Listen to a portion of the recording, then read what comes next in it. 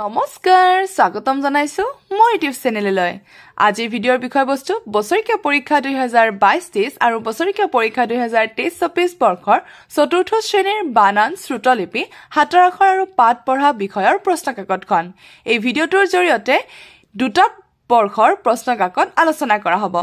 অৰ্থাৎ এই প্ৰশ্নকাকত দুখনত কি কি ধৰণৰ প্ৰশ্ন দিয়া আছে যাতে ছাত্ৰ-ছাত্ৰীসকলে জ্ঞাত হ'ব পাৰে সেই বিষয়ক লৈ এই প্ৰশ্নকাকত দুখন প্ৰদান কৰা হৈছে যদি এই ভিডিঅটো চাই ভাল লাগে তেন্তে লাইক কমেন্ট শেয়াৰ কৰিব আৰু যদি মোৰ চেনেলটোলৈ নতুনকৈ আহিছে তেতিয়াহলে সাবস্ক্ৰাইব কৰিবলৈ নাপাহৰিব এতিয়া আহকচোন পলম নকৰি ভিডিঅটো আৰম্ভ কৰো এতিয়া প্ৰথমে লৈছো বছৰিকীয়া পৰীক্ষা 2022-23 বৰ্ষৰ চতুৰ্থ শ্ৰেণীৰ বিষয় বানান শ্ৰুতলিপি হাতৰ আখৰ আৰু পাঠ পঢ়াৰ প্ৰশ্নকাকতখন ইয়াতে সময় দিয়া আছে 1 ঘণ্টা আৰু মুঠ মূল্যাংক দিয়া আছে 50 অৰ্থাৎ 50 নম্বৰৰ প্ৰশ্নকাকতখন আমি 1 ঘণ্টাত সমাপ্ত কৰিব লাগিব এতিয়া ইয়াত দিছে তলৰ যুক্তাক্ষৰ কেইটাৰ শব্দৰ আগত ব্যৱহাৰ কৰি প্ৰতিটোৰে একোটাকৈ শব্দ লিখা অৰ্থাৎ যি কিটা যুক্তাক্ষৰ দিয়া হৈছে এই যুক্তাক্ষৰ কেইটা আগত বহাই পিনি কি কৰিব দিছে শব্দ এটা গঠন কৰিব দিছে এতিয়া মই বাৰু লিখি ৰাখিছো এই ধৰণে মই দেখুৱাবলৈ চেষ্টা কৰিম ইয়াতে লিখি ৰাখিছো প্লেট ইয়াতে লিখিছো স্বৰ্গ আৰু ইয়াতে লিখিছো ব্ৰহ্মা ঠিক আছে প্লেট স্বৰ্গ ব্ৰহ্মা এতিয়া আমাক 2 নম্বৰটো কি দিছে আমি হেটো চাই লৈছো আমাক 2 নম্বৰটো দিছে উদাহৰণত দেখুৱাৰ দৰে খালি ঠাই পূৰ কৰা অৰ্থাৎ উদাহৰণত ইয়াতে দেখুৱা হৈছে হয়নে ইয়াতে আগ্ৰহ লিখা হৈছে বিগ্ৰহ লিখা হৈছে মাজত এটা যুক্তাক্ষৰ দিছে আমাক আৰু হেতুৰে এতিয়া আমি কি কৰিছো শব্দ গঠন কৰিছো সেম থিং আমাক আৰু ইয়াতে এটা আৰু ইয়াতে এটা দুটা যুক্তাক্ষৰ দিয়া হৈছে আৰু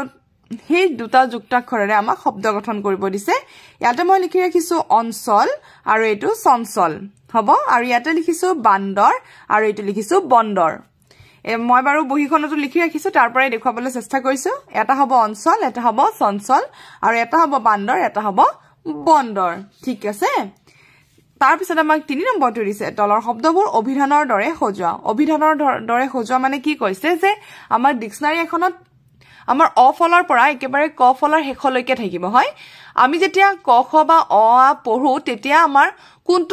কোনটো আখৰ আমি আগত পাও অভিধানত থাকে যে অ ফলৰ পৰা আৰম্ভ কৰিব তাৰ পিছত যেতিয়া অ ফলৰ শেষ হ'ব তেতিয়া আমাৰ ক ফল আৰম্ভ হ'ব হয় তো সেই হিচাপে আমাক খুদিছে যে অভিধানৰ নিচিনা আমাক কি কৰিব দিছে শব্দগিটা মিলাই লিখিব দিছে ইয়াতে তৰমুজ আনাৰস কুহিয়াৰ আমলখি দিয়া আছে এতিয়া আমি অভিধানত কোনটো শব্দ আগতে পাম হেতু আমি জানিব লাগিব এটা মই লিখি ৰাখিছো বাৰু ইয়াতে আমি প্ৰথমে আনাৰস পাম কিয় আনাৰস পাম ইয়াতে না নটো কি আহিব মতকৈ আগত আহিব তো আমি কি পালো আনাৰস তাৰ পিছত আমলখি তাৰ পিছত কুহিয়াৰ আৰু তাৰ পিছত তৰমুজ পাইছো হ'ব সেম আমাৰ খটো দিয়া আছিল ৰঙিয়া বৰপেটা গোলাঘাট বঙাইগাঁও তাৰে আমি পাম গোলাঘাটটো আগতে তাৰ পিছত বঙাইগাঁও তাৰ পিছত বৰপেটা তাৰ পিছত ৰঙিয়া হ'ব এতিয়া আমাক নেক্সট প্ৰশ্ন অৰ্থাৎ 4 নম্বৰ প্ৰশ্নটো কি দিছে আমি হেটো চাই লৈছো এতিয়া আমাক 4 নম্বৰ প্ৰশ্ন দিছে তলৰ বাকচটোত 5টা আখৰেৰে গঠিত তিনিবিধ ফুলৰ নাম উলটপালটকৈ দিয়া হৈছে নামবোৰ সজাই লিখা অৰ্থাৎ 5টা আখৰেৰে যোৱা তিনিবিধ ফুলৰ নাম ইয়াত দিয়া হৈছে আৰু হেগিটা আমাক সজাই পৰাই লিখিব দিছে মই লিখি ৰাখিছো বাৰু ইয়াতে মই লিখি ৰাখিছো অপৰাজিতা ৰজনীগন্ধা আৰু নয়নতৰা এই তিনিটাই আমি তাত পাম হ'ব তাৰ পিছত আমাক 5 নম্বৰটো দিছে তলৰ বাক্যগিটা শুদ্ধকৈ পুনৰ লিখা অৰ্থাৎ তলৰ যিকিটা বাক্য দিছে এইকিটা শুদ্ধকৈ পুনৰ লিখিব দিছে ইয়াতে দিয়া আছে যে ক ৰমেনলৈ ৰখি ৰখি আমনি লাগিছে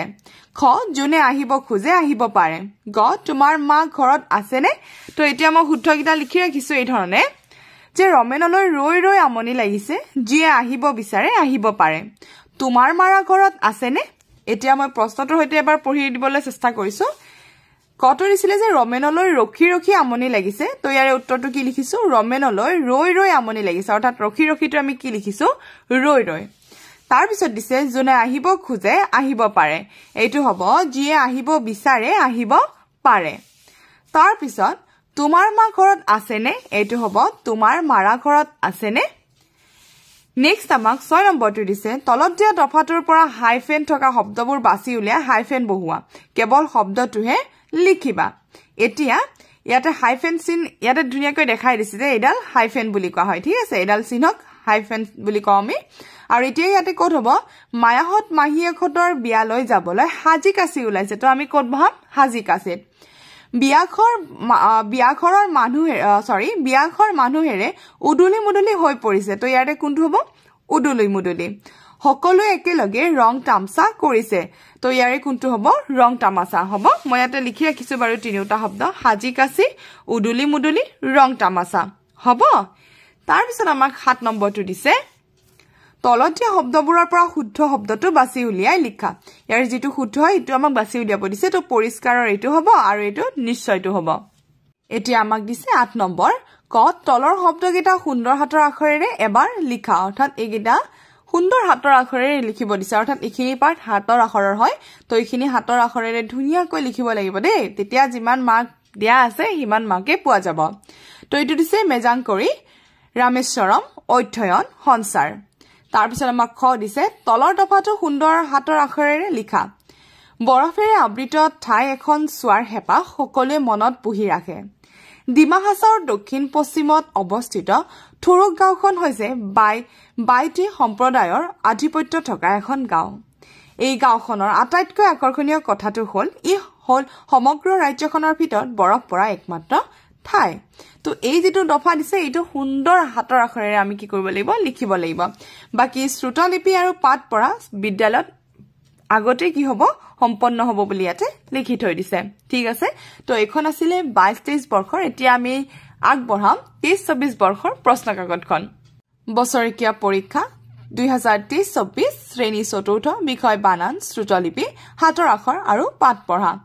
সময় 1 ঘণ্টাই থাকিব আৰু মোট মূল্যাংক 50 অৰ্থাৎ 50 নম্বৰৰ প্ৰশ্ন কাকতখন আমি 1 ঘণ্টাত সমাপ্ত কৰিব লাগিব 1 নম্বৰটো দিছে যুক্তাক্ষৰ গঠন কৰা অৰ্থাৎ যিকিটা যুক্তাক্ষৰ আমাক ভাঙি দিছে এইকিটা যুক্তাক্ষৰ বনাব দিছে হয় তো এতিয়া মূৰ্ধন্য 9+9 দিয়া আছে তো কি হ'ব 9 নে 9 মই বাৰু বহিখনত লিখি ৰাখিছো তাৰ পৰা দেখাবলৈ চেষ্টা কৰিম তো এটা হ যোগ ৱ দিয়া আছে তো হয়বেজ ৱ হ'ব ঙ যোগ ক আছে ঙকেং ক হ'ব 9 যোগ ত যোগ উ আছে অৰ্থাৎ হ্ৰস্বও আছে 9 10 2 হ'ব তো এইকিটা আটাইকিটা মই বহিখনৰ পৰা দেখাবলৈ চেষ্টা কৰিম মই বহিখনত ধুনিয়াকৈ লিখি ৰাখিছো 9 যোগ 9 9 নে 9 তো এতিয়া হ যোগ ৱ হয়বে ৱ ঙ যোগ ক ঙকেং ক দুটা 9 যোগ দুটা ত যোগ হ্ৰস্ব 9 10 2 হ'ব এতিয়া আমাক নেক্সট 2 নম্বৰটো কি দিছে হেতু চাই লৈছো 2 নম্বৰটো আমাক দিছে যুক্তাক্ষৰ ভাঙা অৰ্থাৎ এই যিকিটা যুক্তাক্ষৰ দিয়া আছে এইকিটা ভাঙিব দিছে ইয়াতে মই লিখি ৰাখিছো প্ৰথমটো অকমান অস্পষ্ট হৈছে কাৰণে মই ইয়াতে ক যোগ মূৰ্ধন্য হ যোগ ম বুলি লিখি ৰাখিছো ঠিক আছে এটো এই যুক্তাক্ষৰটো আমি ভাঙিলে কি পাম ক যোগ মূৰ্ধন্য হ যোগ ম তাৰ পিছত ইয়াৰে হ'ব হ যোগ ম এই যুক্তাক্ষৰটোৰ আমি কি পাম হ যোগ ম তাৰ পিছত এই যুক্তাক্ষৰটোৰ পাম আমি কি বৰ্গীয় জ যোগ ন্য তাৰ পিছত ইয়াৰে পাম ন্য যোগ প্ৰথম ছ ন্যয়চন ছ বুলি আমি যেটো কওঁ এটো হ'ব এতিয়া আমাক নেক্সট অৰ্থাৎ 3 নম্বৰটো কি দিছে তলৰ শব্দবোৰ অভিধানৰ দৰে সজোৱা অভিধান বুলি মই অভিধান কি হয় বা কোড অভিধানত কি কি থাকে এইখিনি কথা মই বুজাই দিলো আগৰ প্ৰশ্ন কাকতখনত এতিয়া মই কটো কৈ গৈছো ইয়াৰে সিৰিয়ালি যদি আমি লিখিবলৈ যাও তেতিয়া হলে কি হ'ব বুধ বৃহস্পতি শনি সোম আৰু খটো যদি আমি চাবলৈ যাও ৰঙিয়া বৰপেটা শনিতপুৰ নগাঁও তেতিয়া হলে হ'ব নগাঁও বৰপেটা ৰঙিয়া শনিতপুৰ ঠিক আছে এতিয়া আমাক নেক্সট দিছে তলতীয়া দফাটোৰ উপযুক্ত ঠাইত হাইফেন বহুৱা কেৱল শব্দটোহে লিখিবা এই হাইফেন চিনডাল বহাবলৈ দিছে আৰু কেৱল শব্দটো লিখিব দিছে কেনে ধৰণে আমি শব্দটো লিখিম যে আমি সদায় পঢ়া শুনা কৰিব লাগে এই যেটো পঢ়া শুনা এই শব্দটো লিখিলে হৈ যাব ঠিক আছে তাৰ পিছত পঢ়াৰ সময়ত ইফালে হিফালে চাব নালাগে ঠিক আছে ইফালে হিফালে মাজত হাইফেন বহিব পঢ়া শুনাৰ মাজত হাইফেন বহিব নহয় অকল পঢ়া শুনাটো লিখিম ইফালে হিফালেৰ মাজত হাইফেন বহিব অকল ইফালে হিফালে লিখিম ঠিক আছে আমি আমাৰ বয় বস্তুবোৰ ভালকৈ ৰাখিব লাগে আৰু এই বয় বস্তুৰ মাজত কি বহিব হাইফেন বহিব অকল আমি বয় বস্তুটো লিখিলে হৈ যাব এই তিনিটা শব্দ অকল লিখিলে হৈ যাব হাইফেনডাল বহুৱাই পেলাই ঠিক আছে 5 নম্বৰটো দিছে বন্ধনীৰ ভিতৰত থকা শুদ্ধ শব্দটোৰে খালি ঠাই পূৰ কৰা অৰ্থাৎ বন্ধনীৰ ভিতৰত থকা এই শব্দ দুটাৰ যেটো শুদ্ধ হয় হেতু আমাক হি শব্দটোৰে এই খালি ঠাইখিনি পূৰ কৰিব দিছে কটো দিছে ভকতজনে নামঘৰত দেশ পঢ়ি আছে ইয়াৰে কোনটো হ'ব পুথি এইটো পুথি মাছটো বুজায় ঠিক আছে তাৰ পিছত খটো দিছে ঘৰৰ দেশত কোমোৰা লাগি আছে তো ঘৰৰ কোট সালত কুমুৰা লাগি আছে এইটো সাল হ'ব এইটো আমাৰ কি স্কিন বুজাই যেটো আমাৰ শৰীৰৰ স্কিন হয় ন হেতুক বুজাই এইটো সালে ঠিক আছে গ পাহি এটাৰ দেশ কথাটো এতিয়াহে গম পালে তো এইটো ইয়াৰে আসল হ'ব এইটো আসল হ'ব আৰু এটা আসল আমাৰ যেটো সাদৰৰ আসল কয় হেতু বুজাই মই লিখি ৰাখিছো বাৰু তাৰ পৰা দেখুৱাবলৈ চেষ্টা কৰিছো হয়নে ভকতজনে নামঘৰত পুথি পঢ়ি আছে ঘৰৰ সালত কুমুৰা লাগি আছে পাহি এটাৰ আসল কথাটো এতিয়াহে গম পালে এইটো আসল মানে হৈছে হসা এইটো সালত মানে হৈছে যি আমাৰ ঘৰৰ সাল থাকে ঘৰৰ ওপৰৰ সাল থাকে হেখনক বুজাইছে আৰু এইটো পুথি হৈছে কিতাপৰ কথা কৈছে হ'ব 6 নম্বৰটো আমাক দিছে তলৰ বাক্যকেইটাৰ উপযুক্ত ঠাইত চন্দ্ৰবিন্দু বহুৱাই বাক্যটো পুনৰ লিখা ইয়াতে কোট চন্দ্ৰবিন্দু লাগে মই বহাই দিছো আৰু সেই হিচাপে আমি লিখিব লাগিব ইয়াতে আহত গছজোপাত চৰাইৰ বা আছে তো আহতত চন্দ্ৰবিন্দু লাগিব এন্দুৰ গাতত থাকে তো এই গাতৰ শব্দটোত কি লাগিব চন্দ্ৰবিন্দু লাগিব হৰিয়া আনন্দতে জপিয়াই আছে ইয়াতে কত লাগিব জপিয়াইত লাগিব দৰিকানৰ ওপৰত এখন হিলৰ হাকু আছে তো ইয়াতে কত লাগিব হাকুত লাগিব এতিয়া 7 নম্বৰটো আমাক হাতৰ আখৰৰ বিষয়খিনি ইয়াতে দিছে যে কটো দিছে তলৰ শব্দকেইটা সুন্দৰ হাতৰ আখৰেৰে লিখা এটা শব্দ এবাৰহে লিখিবা এই এটা শব্দ এবাৰহে লিখিব দিছে স্মৰণীয় বাগুৰুম্বা অঞ্চল যজ্ঞধাৰী এই আটাইকেইটা শব্দ এবাৰকৈ ধুনীয়াকৈ লিখিব দিছে তাৰপিছত খটো দিছে তলৰ দফাটো সুন্দৰ হাতৰ আখৰেৰে এবাৰ লিখা বহুকালৰ আগতে আমাৰ দেশত পাণ্ডু নামৰ এজন ৰজা আছিল তেওঁৰ 5জন পুত্ৰ আছিল তেওঁলোকৰ নাম যুধিষ্ঠিৰ ভীম অৰ্জুন নকুল আৰু সহদেৱ তো এই দফাটো আমাক এবাৰ সুন্দৰ হাতৰ আখৰেৰে লিখিব দিছে 8 আৰু 9 নম্বৰ অৰ্থাৎ শ্ৰুতলিপি আৰু পাঠ পঢ়া এই দুইটা বিদ্যালয়ত সম্পন্ন কৰা হ'ব বুলি প্ৰশ্নকাকতখনত দিয়া আছে তো এইখিনি আছিল 2022-23 আৰু 23-24 বৰ্ষৰ প্ৰশ্নকাকত দুখনৰ আলোচনা তেন্তে আজিৰ কাৰণে থ্যাংক ইউ ফৰ ওয়াচিং